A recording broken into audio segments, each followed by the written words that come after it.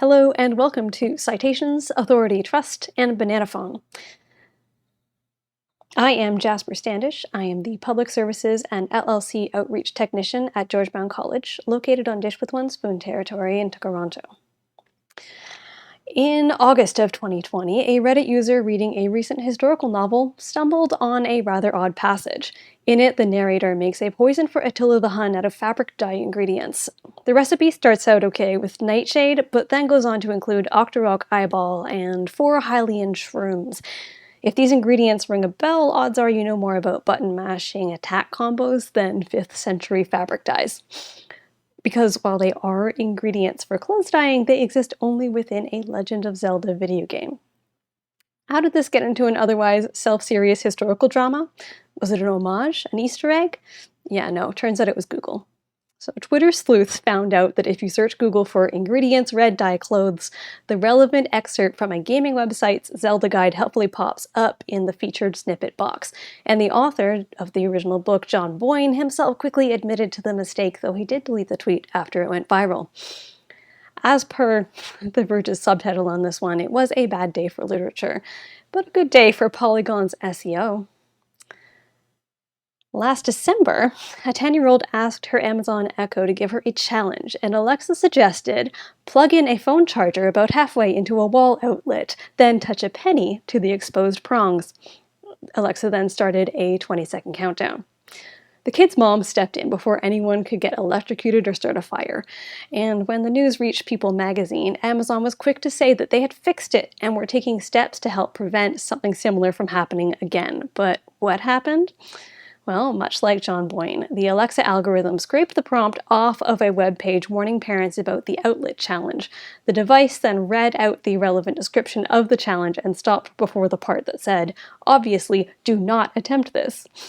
No doubt Alexa has now been patched to skip content adjacent to key phrases like warning and do not attempt this.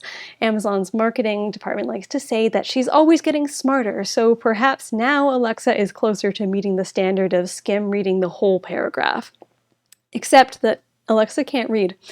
Amazon sells Alexa as a DJ, comedian, storyteller, and all-around assistant, but what Alexa is, however, is a souped-up, voice-operated search interface that implicitly and explicitly frames every result as having been selected with intentionality by the persona of a friendly and obedient robot woman. Amazon may improve the reliability and safety of some of Alexa's search results, but this is a band-aid meant to repair the damage to consumers' trust in a device that fundamentally depends on anthropomorphic cues to give an opaque search interface the illusion of trustworthiness and discernment. It's easy to say don't trust everything you read online and check the source, and yes, with the speed of information spread online, misinformation in featured Google results and on social media has earned the attention.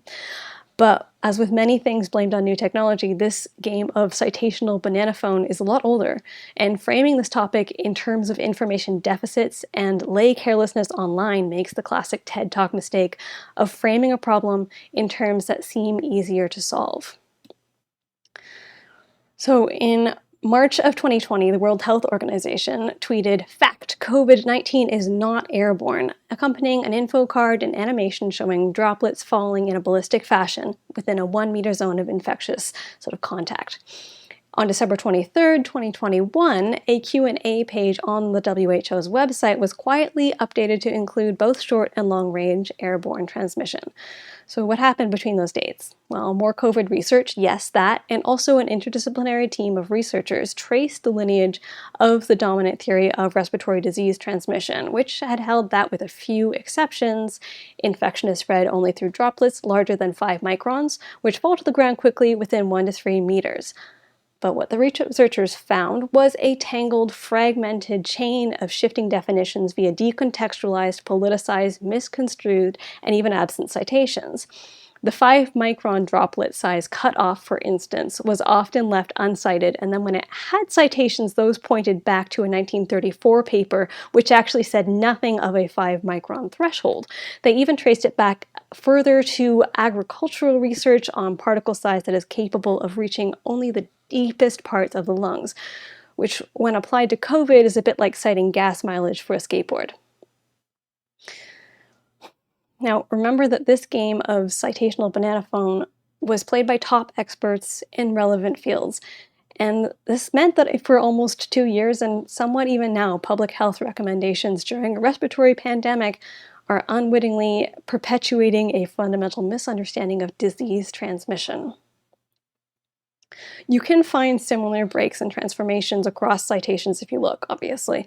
To be fair, they're usually less ground-shattering than this example, but the halo effect of a trustworthy or authoritative source can turn a small error or merely unconvincing data into common knowledge. For instance, there is a 2.8 million deaths due to obesity statistic that has been cited in introductory paragraphs and fact sheets for over 10 years now, yet appeared recently in some 2020 Canadian practice guidelines with a 2020 date on the citation, which then points to an empty page, a 404 error for a defunct fact sheet.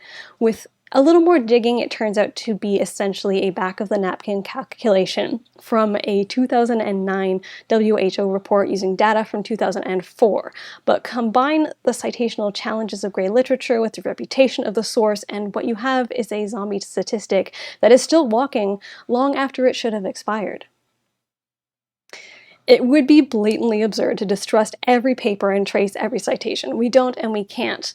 But I'm not talking to the whole world, I'm talking to library people, and the provocation I want to leave you here with is simply to consider how checklists and other simplified approaches to source evaluation can uncritically amplify the reputation and position relative to power or perceived trustworthiness of a source, and may fail to account for the persuasive and smoothing effects of search interfaces and media formats, leaving our knowledge systems more vulnerable to the halos of authority and simple human errors that are inevitable within the contextual and, above all, conversational nature of scholarship.